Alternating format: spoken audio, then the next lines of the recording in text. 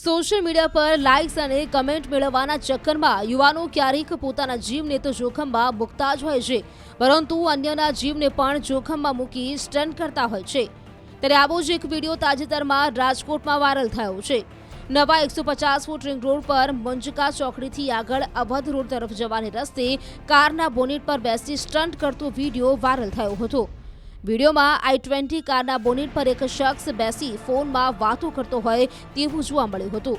જો કે પોલીસને બનાવ અંગેની જાણ થતાં જ એક્શનમાં આવી હતી અને 4 શખ્સોને દબોચી લીધા હતા। આ 4 શખ્સોએ માફી પણ માંગી હતી। 26/11/2023 ના રોજ હું અને મારા મિત્રો મુંજકા ચોકડી પાસે માધવ પેલેસવાળા રોડ પર વિડીયો બનાવવા ગયા હતા।